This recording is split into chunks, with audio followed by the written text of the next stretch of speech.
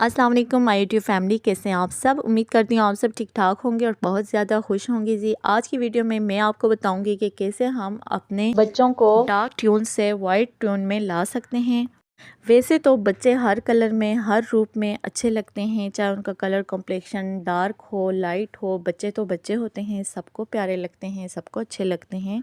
सो हर parents की ये ख्वाहिश होती है, स्पेशली मदर की ये ख्वाहिश होती है कि हमारे बच्चे का कलर कम्प्लेक्शन ज़्यादा फेयर हो, ज़्यादा साफ़ हो। तो उसके लिए मैं आज आपको एक ऐसा मेथड बताऊंगी जिसको यूज़ करते हुए आप अपने बच्चे का कलर कम्प्लेक्शन फेयर बना सकते हैं। मैं आज की वीडियो में आपके साथ वही मेथड शेयर करूंगी, वही स्टेप्स शेयर करूंगी जो मैं दुआ के फेस पर और अब्दुलवासे के फेस पर अप्लाई करती हूँ। तो चलें जी कि अपनी वीडियो स्टार्ट करते हैं। सबसे पहले आपने एक बाउल ले लेना है, उसमें आपने रॉ मिल्क ऐड कर लेना है। रॉ मिल्क आपने इतना ऐड करना है जितना आपको रिक्वायर्ड हो according to your baby face. After that आपने एक कॉटन ले लेना है, कोई भी कॉटन आप यूज़ कर सकते हैं। मेरे पास सिंपल कॉटन पड़ा हुआ था, मैंने इसी को यूज़ किया है। देन आपने इस कॉटन को रॉ मिल्क में डिप कर लेना है।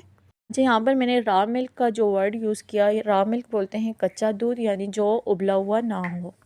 कॉटन जब इसमें फुली डिप हो जाएगा फिर आपने इसको अच्छी तरह से स्क्वीज़ कर लेना है। देन आपने इस कॉटन से अपने बेबी के पूरे फेस की क्लींजिंग कर लेनी है। बहुत सॉफ्टली आपने क्लींजिंग करनी है, ज़्यादा हार्डली आपने नहीं करना।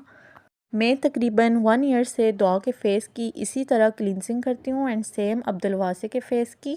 सो मुझे बहुत ज़्यादा अच्छे रिज़ल्ट्स मिले हैं, तो मैंने सोचा आप सबके साथ भी शेयर कर लूँ।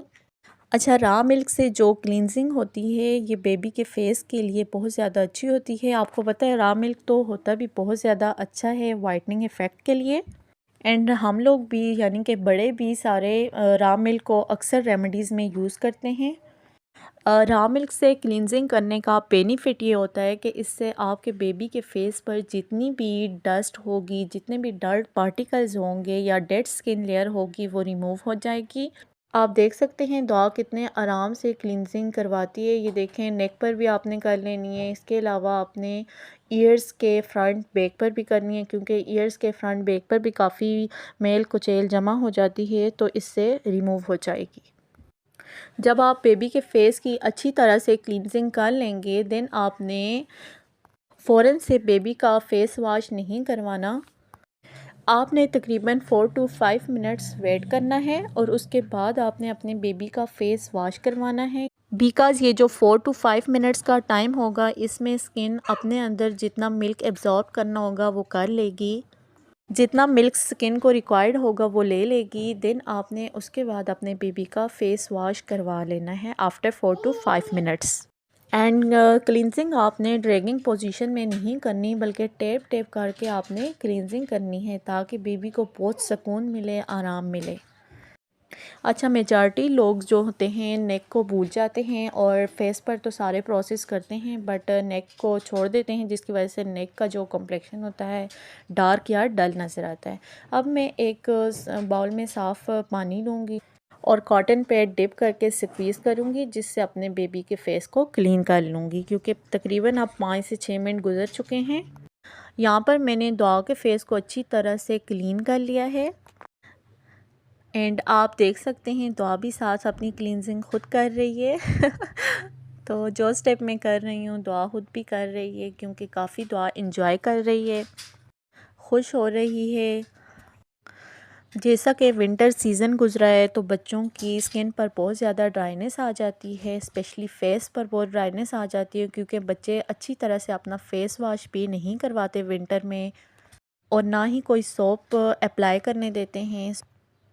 सो हम इस तरह अगर क्लींजिंग करें तो बेबी की स्किन काफ़ी स्मूथ और फेयर हो सकती है। नेक्स्ट स्टेप यहाँ पर आ जाता है मॉइस्चराइजिंग।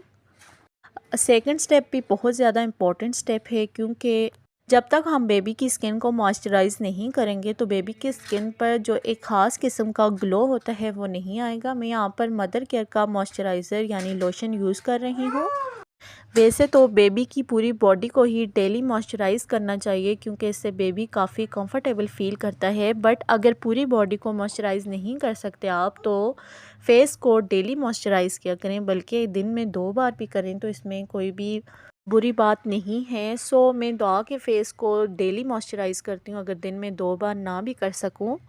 स्पेशली जब आप अपने बेबी की क्लींजिंग करें या फेस वॉश करवाएं, उसके बाद मॉइस्चराइजिंग ज़रूर किया करें बेबी के फेस को विद अ सूटेबल मॉइस्चराइज़र। इससे बेबी की स्किन बहुत ही सॉफ्ट, बहुत ही प्यारी हो जाती है और मॉइस्चराइज़र से बेबी की स्किन काफ़ी फ्रेश हो जाती है, काफ़ी ग्लोई और ख़ूबसूरत हो जाती है। सो मॉइस्चराइज़र आप ज़रूर यूज़ किया करें बेबी की स्किन पर। अगर आप ये वाले स्टेप्स फॉलो करेंगे तो आई एम 100% श्योर कि आपकी बेबी की स्किन काफ़ी अच्छी हो जाएगी, आपको ख़ुद दिनों में इसका फ़र्क नज़र आएगा। इसके अलावा आप अपने बेबी की डाइट वगैरह भी अच्छी रखें, वेजेस वगैरह दें, फल वगैरह दें, जो भी उसको पसंद है, फ्रूट और अकॉर्डिंग टू सीज़न। तो डाइट अच्छी रखने से भी कलर कम्प्लेक्शन अच्छा होता है। तो थर्ड स्टेप बहुत ज़्यादा इम्पॉर्टेंट स्टेप है हमारा। यहाँ पर आप सिंपल वेज़लिन लें या पेट्रोलियम जेली लें, दोनों बहुत ज़्यादा अच्छी हैं। आप इनमें से कोई भी यूज़ कर सकते हैं, दोनों में से जो भी आपके पास अवेलेबल हो। अगर आपके पास नहीं भी है तो किसी भी मेडिकल स्टोर से आपको इजीली मिल जाएगी या कॉस्मेटिक स्टोर से भी आपको इजीली मिल जाएगी। आपने बेबी के फेस पर इसको अप्लाई कर लेना है। जहाँ पर आपको अपने बेबी के फेस पर डार्क स्पॉट्स या कोई रेशेस वगैरह नज़र आएँ, वहाँ पर आपने ये अप्लाई कर लेनी है या ओवरऑल द फेस आप भी अप्लाई कर सकते हैं। देन आपने इसको सॉफ्ट हैंडेड स्किन के अंदर एब्जॉर्ब कर लेना है, बहुत ज़्यादा जेंटली आपने एब्जॉर्ब करना है। इससे ये होगा कि आपके बेबी के फेस पर एक ख़ास किस्म का शाइन आएगा, बेबी की स्किन बहुत ज़्यादा ग्लोई हो जाएगी, शाइनी हो जाएगी और बेबी के फेस पर कोई भी ड्राइनेस है या रेशेस वगैरह बन गए हैं या कोई भी डार्क स्पॉट्स हैं वो भी रिमूव हो जाएंगे। ये सिंपल एंड इजी 3 स्टेप्स थे जिनको आप फॉलो करके अपने बेबी की स्किन को खूबसूरत बना सकते हैं। ये तीनों ऐसी चीज़ें हैं जो आपके घर पर अवेलेबल होंगी। आई एम श्योर आपको मार्केट से ख़रीदने की भी ज़रूरत नहीं पड़ेगी एंड स्टेप्स भी काफ़ी इजी हैं जिनको आप फॉलो करके अपने बेबी की स्किन को फ्रेश एंड फेयर बना सकते हैं। अब आप देख सकते हैं डॉग की स्किन पहले से कितनी ज़्यादा सॉफ्ट और शाइनी हो गई है, चेहरे पर कितना ग्लो आ गया है। सो ये थी मेरी आज की वीडियो की 3 steps baby skin care routine. ये आप अपने बेबी के फेस पर वंस अ वीक ज़रूर ट्राई करें। इनमें मैंने कोई भी आपको ऐसा प्रोडक्ट नहीं बताया जिसका कोई साइड इफ़ेक्ट होगा या आपके बेबी के स्किन पर इरिटेशन होगी। एंड अब आप देख सकते हैं डॉग की स्किन कितनी ज़्यादा माशाल्लाह फ्रेश एंड फेयर हो गई है। तो ये 3 स्टेप्स मेथड आपने अपने बेबी के फेस पर ज़रूर ट्राई करना है और मुझे कमेंट सेक्शन में ज़रूर बताना है कि इससे आपके बेबी की स्किन पर कितना ग्लो आया है और कॉम्प्लेक्शन पहले से कितना फेयर हुआ है।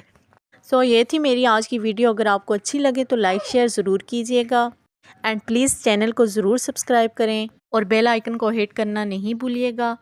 And thanks for watching DW किड्डी। अपनी दुआओं में याद रखिएगा। मिलते हैं नेक्स्ट वीडियो में, तब तक के लिए अल्लाह हाफिज़।